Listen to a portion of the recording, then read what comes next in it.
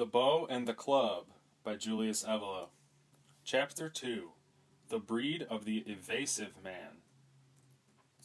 An analogy has been drawn since ancient times between the human being and the larger organism of the state.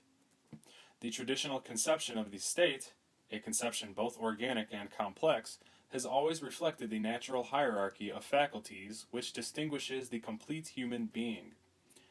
Here, the purely physical and corporeal element is supported by life forces which are governed by the life of the spirit and character, while above the whole being stands the spiritual and intellectual principle, which the Stoics referred to as the inner sovereign, the hegemonikon.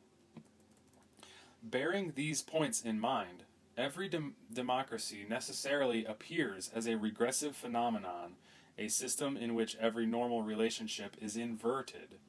The hegemonikon is non-existent. Determination occurs from below. A real center is missing.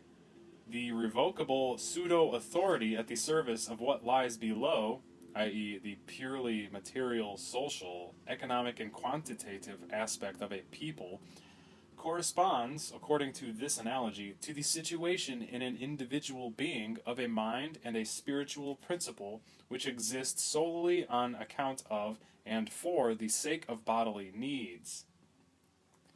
The advent of democracy therefore signals something far more serious than it might seem to today from a purely political perspective.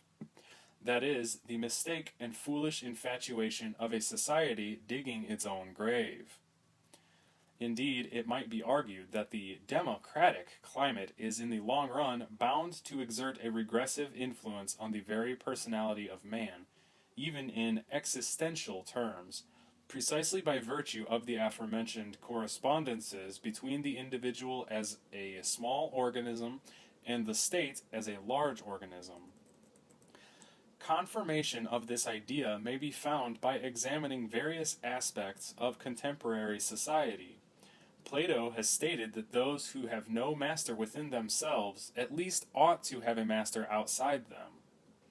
But what has been extolled as the liberation of this or that people and its democratic progress, which is brought, often even through the use of violence, as occurred after World War II, by doing away with all principles of sovereignty, all genuine authority, and all order from above, is matched today in a significant number of individuals by a liberation amounting to the elimination of any inner form, any sort of character, any kind of rectitude.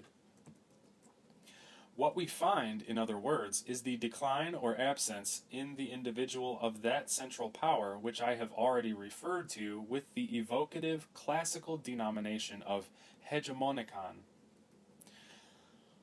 This does not apply to the ethical sphere alone, but also to the field of common behavior, of individual psychology, and of one's existential structure.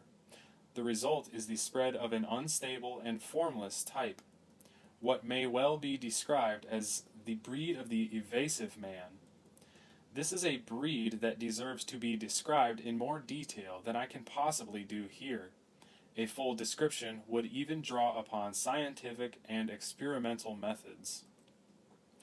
The type of man belonging to this breed not only cannot stand any inner discipline and hates the prospect of facing himself, but he is also incapable of taking any serious commitment, of following a well-defined line of conduct, of showing any character. Partly he does not wish to do so, partly he cannot.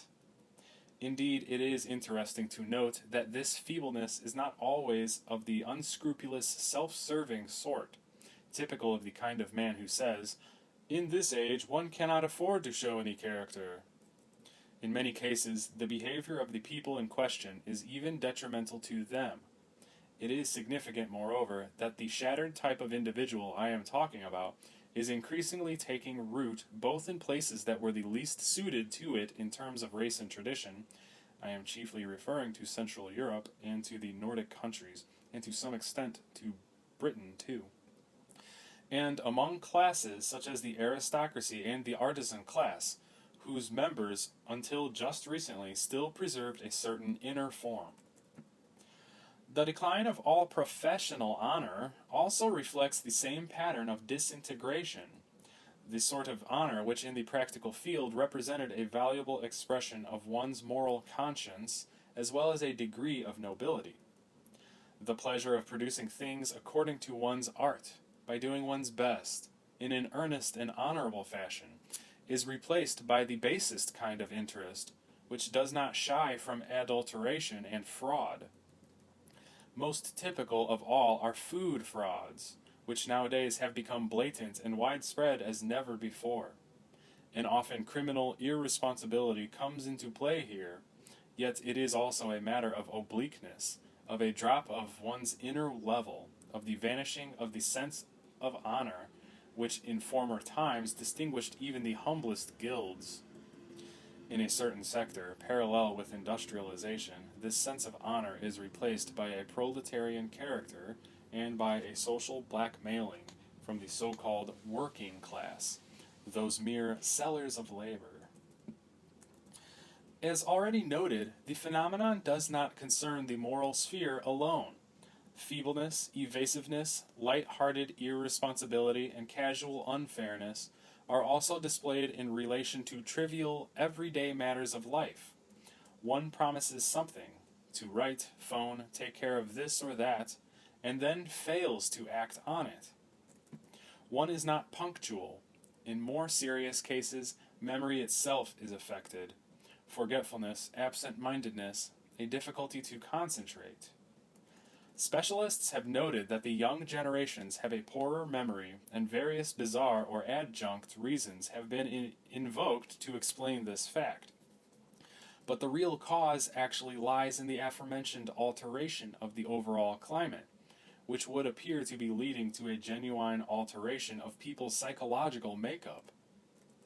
We can grasp the deeper implications of this phenomenon if we bear in mind Weininger's insightful observations on the relation between ethics, logic, and memory, on the meaning of memory on a higher rather than merely psychological level, memory being closely associated with the unity of the human person, with its resistance to dispersion over time, to the flow of time.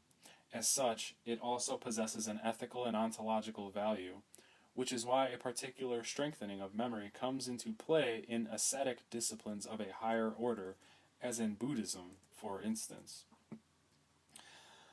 The evasive breed of man displays a natural tendency towards lying, often gratuitously so, for no real reason.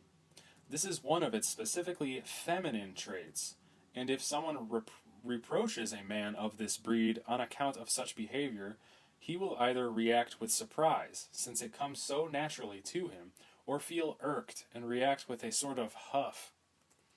Such a man does not wish to be bothered. With a little attention, one will easily find confirmation of this sort of neurosis within the circle of one's own social relations.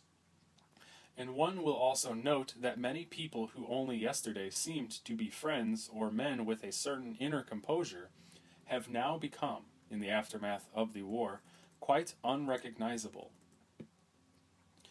It is not even worth discussing the world of petty politicians, with its wheeling and dealing, and the corruption that has always been the hallmark of parliamentary democracies, but which has emerged in a particular prominent and blatant form today.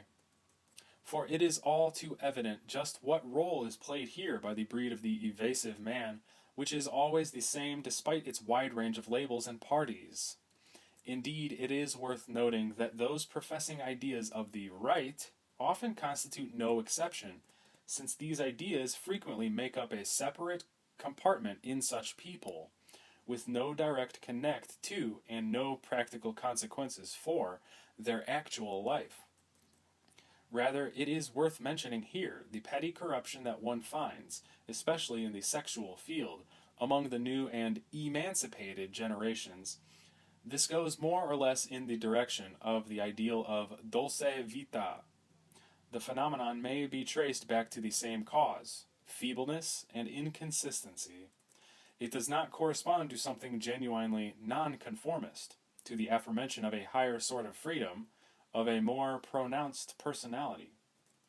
Ultimately, it is the effect of letting oneself go in a form of passiveness, a banal drop in level. I will return to this point when studying the background of certain sexological ideological currents in vogue nowadays. The space that ought to be filled by one's inner sovereign, possibly in contrast to all exterior laws, hypocrisy, or lies, through the law of one's own being, Sterner Nietzsche Ibsen, is empty.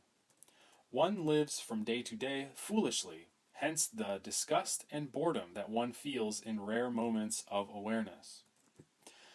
The lack of an external authority and of true leaders within the organism of the state, and the lack of an inner form in the individual, the two things go hand in hand, the one strengthening the other, so much so that they may well be two different aspects of a single phenomenon marking the progressive and democratic times in which we live.